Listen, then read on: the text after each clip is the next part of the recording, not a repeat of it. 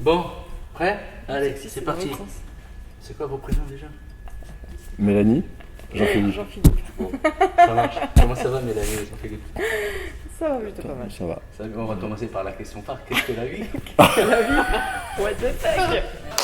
On va travailler avec Dany, qui est compétiteur au Shotokan karaté alésien.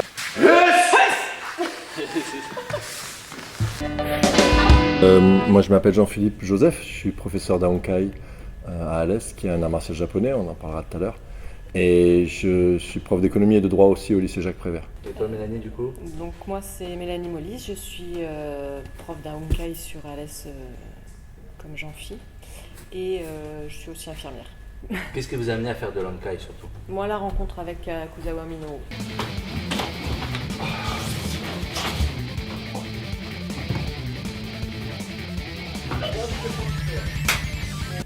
Je cherchais un art martial à une certaine époque et quand je l'ai rencontré, je me suis dit que oui, ça allait fonctionner pour moi. D'accord. Et qu'est-ce qui a été le déclencheur en fait? Un low kick. Qu'est-ce qui a fait? Non, le fait de rencontrer quelqu'un qui fasse à peu près mon gabarit et qui puisse déboîter des gars de 100 kilos sans que ce soit problématique ou que ce soit dans une question de puissance ou de muscle. Et toi, Jean-Philippe, du coup?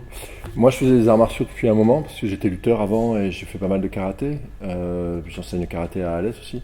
Et à un certain âge, j'ai cherché un niveau dans les arts martiaux qui allait au-delà de ce que j'avais vu en sport, donc sortir des sports de combat. Et à ce moment-là, il y avait quelqu'un qui s'appelle Léo Tamaki qui faisait tourner des professeurs japonais en France. Et donc j'ai rencontré Akuzawa Minoru et il lançait une formation d'instructeur, donc il y avait la possibilité de creuser son enseignement. Et du coup, je me suis jeté là-dedans directement.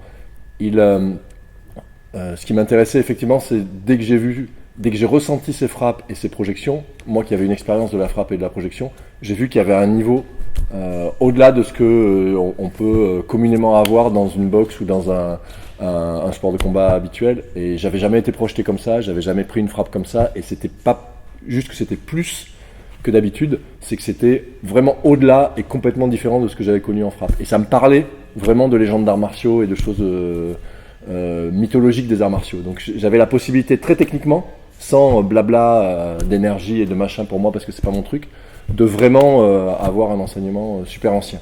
Cool. Et depuis combien de temps, du coup, vous pratiquez ça ici? Enfin, vous avez lancé l'Ankai dans les À Honkai, dans les Cévennes, c'est depuis 2013. D'accord. Et vous avez commencé par quel endroit? Alès. On a commencé à Alès et à Saint-Étienne-Vallée-Française où on a un espace en nature qui est très bien et puis la mairie qui nous aide bien aussi. Et voilà, à Alès où on a été accueillis par le club de karaté et le club de boxe qui nous ont permis de pouvoir enseigner et c'est précieux. Pour ceux qui ne connaissent pas l'Ankai, est-ce que vous pouvez le décrire? La Honkai, en fait, c'est un travail de structure. C'est une question de former un corps qui est différent pour qu'il soit efficace tout au long d'une vie. C'est-à-dire que c'est pas une question de faire des muscles qui vont se dégrader au fur et à mesure, arriver dans un certain âge, on ne pourra plus les utiliser. Là, c'est vraiment une façon différente d'utiliser son corps. Un peu comme si on prenait un négatif de photo.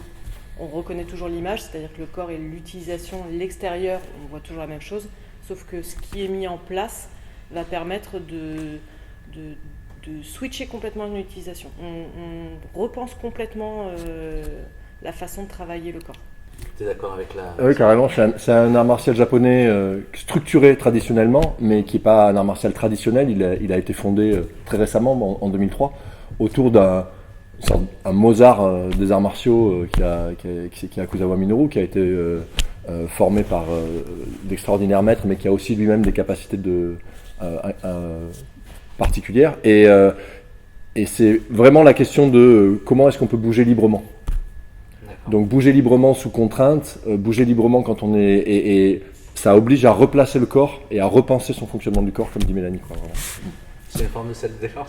Et alors, du coup, bouger librement, ça permet effectivement de mettre des pêches, d'envoyer des poids, de soulever des trucs, avec le maximum de capacité du corps humain.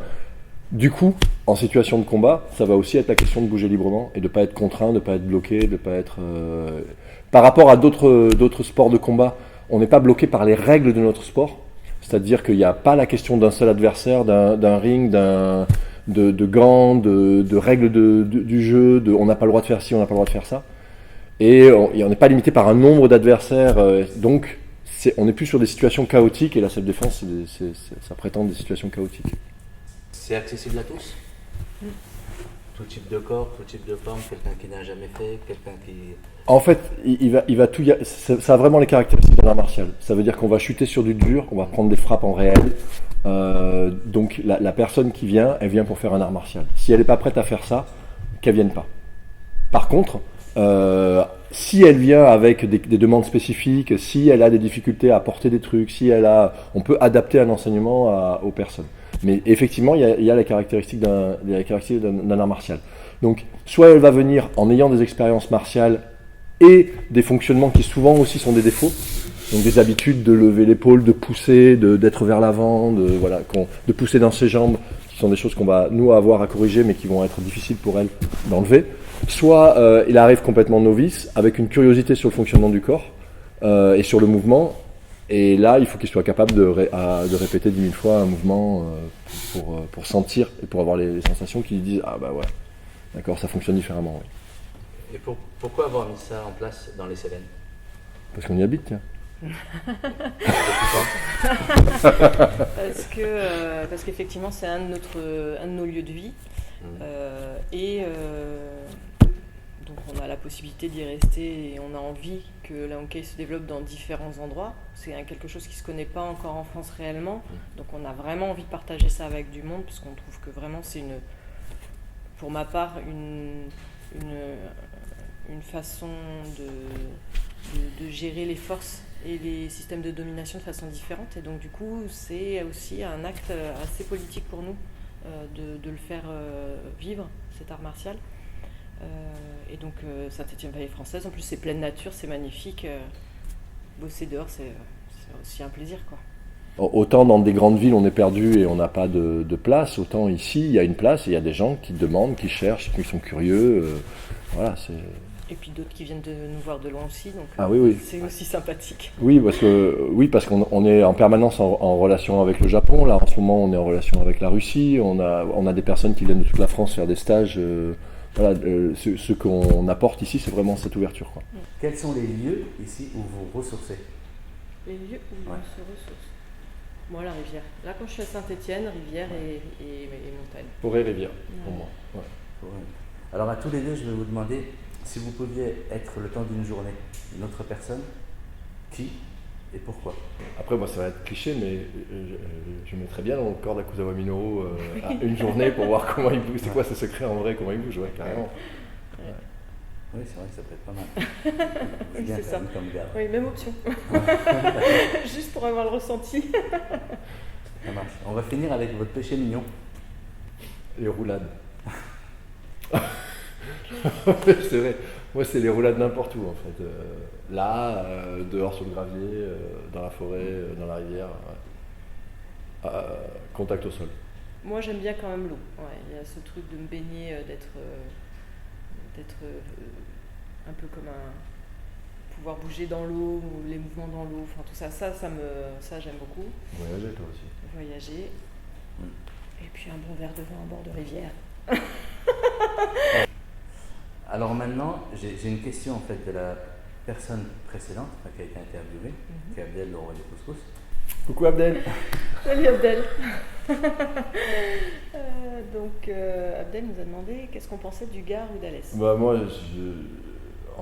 j'ai choisi d'être ici. Tu vois, carrément. C'est-à-dire que au départ, en tant que prof, on est muté à des endroits. Voilà. Moi, j'ai suivi la personne avec laquelle j'étais qui est venue s'installer à Alès et j'avais beaucoup de mauvaises réputations d'Alès. Alès, c'était le cauchemar, les gens tiraient des fenêtres, c'est ce que j'entendais de Montpellier, il n'y avait rien à faire, c'était mort. Ça, c'était le début des années 90 à Alès. Ouais. Et en fait, j'ai découvert un endroit où les gens tiraient pas plus des fenêtres ici que dans les villages autour. Et surtout, j'ai trouvé un endroit où les gens avaient du cœur et où les choses étaient possibles. Il y a besoin de choses ici et il y a un potentiel de rivière, de nature encore une fois, et puis de chaleur humaine qui fait qu'on peut y faire vraiment des choses. Le climat est chouette et j'aime ça, j'aime cet endroit-là. Voilà. Après, c'est une ville qui a souffert, ça se sent, et ça fabrique des gens qui ont une vitalité qui me plaît beaucoup, moi. Voilà. Donc, c'est pour ça que, et débarquant ici, j'aurais très bien pu quitter Alès très vite, parce que c'était horrible, et ça fait 25 ans que j'y suis. Voilà. Cool. Toi, Mélanie, du coup? Moi, ça fait pas très longtemps que je suis là. Donc, j'ai rejoint Jean-Phi à Alès. Avant, j'étais un peu à Montpellier et je suis à la base de Saint-Nazaire. J'ai un rappel un peu Alès, Saint-Nazaire. C'est un peu la même ambiance. Il y a quelque chose qui me rappelle un peu la ville de Saint-Nazaire à côté de Nantes. Et je rejoins Jean-Phi sur la personnalité des gens, cette solidarité qui fait que les gens passent des épreuves ou vivent des choses en commun, qui fait que la solidarité elle est présente. Je l'ai d'autant plus vu ces derniers mois avec ce qu'on est en train de traverser, moi en tant qu'infirmière pour le coup, et je trouve que c'est vraiment quelque chose à cultiver. Je trouve que cette solidarité de la ville d'Alès, elle est jolie. Et en termes de ville, c'est la porte d'entrée des Cévennes, donc pour moi ça va. C'est une ville qui est aussi, c'est aussi pour moi une ville qui a eu plusieurs histoires et qui est riche et belle de son histoire naturelle, ancienne, de ses migrations qui lui donnent une couleur particulière et qui lui donnent une intensité particulière. Par contre, c'est aussi une ville qui se saborde, parce que c'est aussi une ville qui s'envahit de surface commerciale, c'est aussi une ville qui se tourne vers du futile et de la bricole, et ça c'est dommage, parce qu'il y a une vraie densité à Alès qui a intérêt à... Je trouve que Alès a besoin de croire dans des choses qui sont solides et arrêter de tourner vers des choses qui sont éphémères et futiles. Ok, merci pour cette jolie présentation. À votre tour, je vais vous demander de poser une question. Voilà, pour le coup, pas de bol, on est deux. Alors, deux questions. Alors, pour moi, la question, ce sera, c'est quoi le dernier livre que tu as lu et pourquoi? Et moi, la question, c'est quel est le dernier moment où tu t'es vraiment sentie vivante ou vivant? S'il te plaît, raconte-nous. Super, merci beaucoup. Merci. Merci à vous. Ciao, ciao. Ciao.